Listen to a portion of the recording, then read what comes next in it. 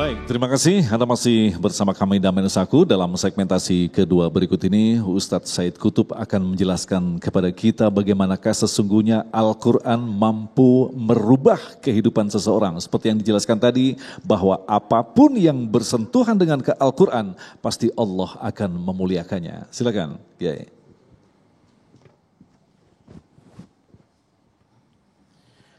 Bismillahirrahmanirrahim.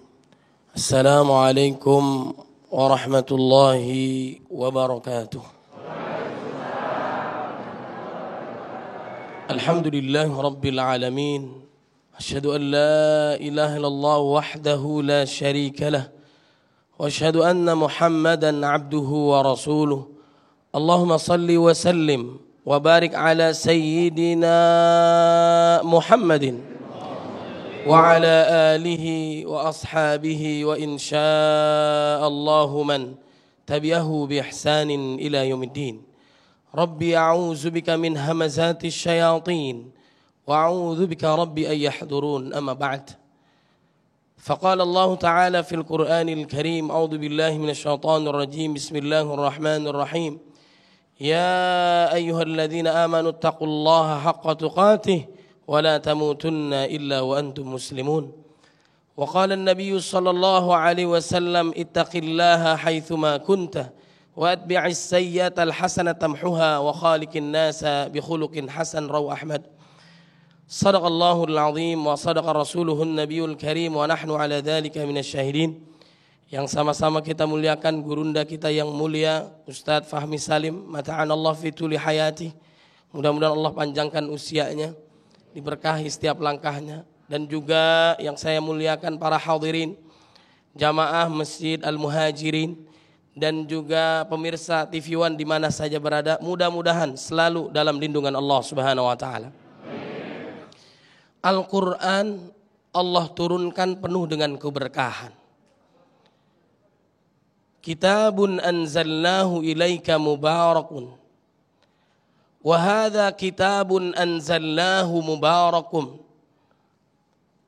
وهذا ذكر مبارك, penuh dengan keberkahan dari Allah Subhanahu wa taala. Bagaimana tidak, Allah Subhanahu wa taala memberikan kebaikannya yang begitu banyak kepada kita, ziyadatul khair. Allah turunkan Al-Qur'an sekaligus 30 juz, 114 surat, 6.236 ayat. Inna nahnu nazzalna dzikra wa inna lahu lahafizun. Bal huwa Qur'anum Majid fi lauhim mahfuz, dari lauhil mahfuz ke langit dunia. Kemudian betapa dahsyatnya Allah Subhanahu wa taala sudah mengetahui apa yang akan terjadi. Bahkan sebelum manusia diciptakan, 50.000 tahun sebelumnya Allah tahu apa yang akan terjadi. Kemudian baru berangsur-angsur Al-Quran diturunkan 22 tahun 2 bulan 22 hari atau 23 tahun, 13 tahun di Mekah, 10 tahun di Madinah. Apapun yang bersentuhan dengan Al-Quran, dia akan mendapatkan keberkahan dari Allah Subhanahu wa taala. Jangankan manusia, tempat saja menjadi mulia. Mekah Al-Mukarramah, Madinah Al-Munawwarah. Kemudian hari pun berubah menjadi hari yang paling mulia, yaitu hari Jumat. Lalu yang menjadi pertanyaan kita adalah bagaimana kita menjadi generasi Qur'ani, generasi Rabbani yang dicintai oleh Allah Subhanahu wa taala dan Rasulullah sallallahu alaihi wasallam. Kalau saja Al-Qur'an ini diberikan kepada seseorang, berubahlah dia menjadi keluarganya Allah di muka bumi. Inna lillahi min ahlina minan nas man hum ya Rasulullah hum ahlul Qur'an wa khassatuh. Sungguhnya Allah mempunyai keluarga di muka bumi ini. Siapakah mereka ya Rasul? Mereka adalah ahlul Qur'an dan hamba pilihan Allah Subhanahu wa taala. Bapak Ibu yang dimuliakan oleh Allah Subhanahu wa taala, maukah kita menjadi ahlul Qur'an? Bagaimana caranya? Yang pertama adalah saat kita berdekatan dengan Al-Quran, yang harus kita lakukan adalah membeli Al-Quran. Ayah bunda punya Al-Quran enggak? Punya? Itu punya siapa? Jangan-jangan tulisannya wakaf lillahi ta'ala dibawa pulang. Itu punya Masjid Al-Muhajirin. Pastikan kita satu keluarga masing-masing punya Al-Quran.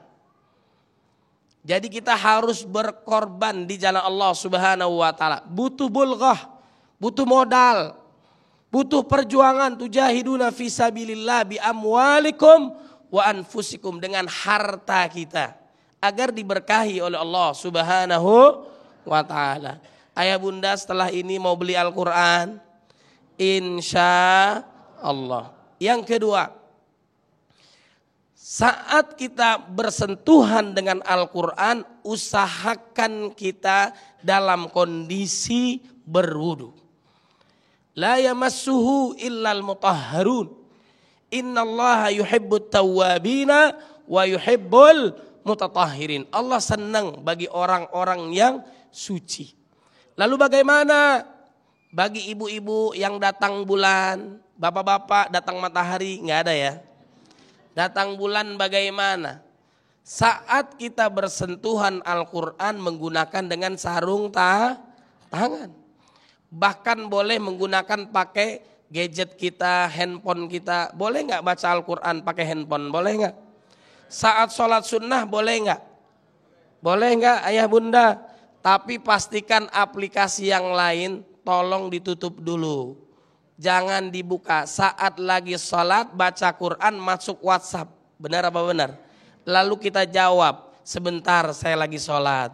Insya Allah batal. Bapak ibu yang dimuliakan oleh Allah Subhanahu wa taala. Kemudian yang ketiga adalah baru membaca Al-Quran. Iqra'ul Quran fa innahu ya'ti yaumal qiyamah syafi'an li ashabi. Bacalah oleh kalian Al-Quran. Kenapa? Karena dia menjadi penyelamat kita dunia dan akhirat. Alif lam mim itu berapa huruf ayah bunda? 3 huruf. 1 huruf 10 kebaikan. 1 halaman berapa baris? Ada 15 baris. 1 baris rata-rata berapa huruf? Wallahu a'lam bishawab. Kira-kira 30 huruf. 15 kali 10 kemudian sama dengan berapa? Berapa? 15 kali 10. Luar biasa pahalanya yang Allah berikan kepada kita. Maka bacalah Al-Quran. Cara gampang masuk surga dengan membaca Al-Quran. Insya Allah. Fa amma man thaqulat mawazinu fa huwa fi 'aisyatir radiyah wa amma man khaffat mawazinu fa ummuhu hawiyah wa ma adraka ma hiya narun hamiyah. Cara gampang kita masuk surga dengan banyak beramal. Salah satunya membaca Al-Quran. 15 kali 10 kali 30 sama dengan banyak. 1 halaman sama dengan 4.500 kebaikan kalau kita baca Al-Quran. Kemudian setelah membaca Al-Quran, tambahkan lagi hafalan kita. Menghafal Quran. Jangan hafalan kita cuma trikul. Apa namanya ya bunda? Trikul. Al-Ikhlas, Al-Falaq, An-Nas. Kita ikhlas banget saat imamnya membaca surat Al-Ikhlas. Masih ada kul-kul yang lain. Kul ya ayyuhal kafirun. Kul uhiya ilayya anna ustama'a nafaru minal jinni faqalu inna sami'na Qur'anan ajaba. Surat Al-Jin. Maka tingkatkan hafalan kita. Di dalam dada kita kalau nggak ada hafalan Quran bagaikan rumah tanpa penghuni. Kemudian setelah dihafalkan diulang. Resiko menghafal ya lupa. Resiko menghafal ya lupa. Saya nggak pernah lupa. Kenapa? Nggak ada hafalannya. Insya Allah nggak lupa. Setelah mengulang hafalannya lalu apa? Harus diamalkan. Al-Quran harus diamalkan. Supaya kita bisa mengamalkan apa yang harus kita lakukan, memahami apa yang kita baca. Baca minimal terjemahan Al-Quran. Orang beriman saat disebutkan nama Allah bergetar hatinya, naik imannya. Bagaimana mau bergetar, bagaimana mau naik imannya. Sedangkan apa yang dibaca dia nggak paham. Kenapa jamaahnya nangis saat sholat tarawih bacaan imamnya bagus? Karena lama banget ya. Ada orang tua ingin anaknya dinamakan sesuai apa yang dibaca dengan Al-Quran. Dibuka secara acak, itulah nama anaknya. Siapa? Jahannam.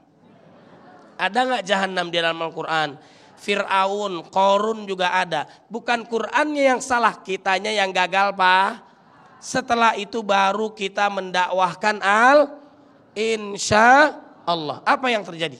Kalau kita menguasai Al-Quran ini, Allah Subhanahu wa ta'ala menggerakkan seseorang yang tadinya membenci Nabi, ingin membunuh Nabi Muhammad sallallahu alaihi wasallam, sekarang kuburannya samping baginda Nabi Muhammad sallallahu alaihi wasallam. Dialah Amirul Mukminin Umar bin Khattab radhiyallahu an. Masya Allah, mudah-mudahan kita diberkahi oleh Allah Subhanahu wa taala. Amin ya rabbal alamin. Baik, terima kasih Ustaz Said Kutub yang telah menyampaikan mukadimahnya, dan insyaallah kita akan elaborasi tema yang sangat menarik ini di segmentasi tanya jawab, dan kami siapkan 3 segmentasi.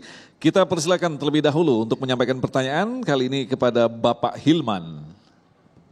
Silakan Bapak Hilman. Assalamualaikum warahmatullahi wabarakatuh.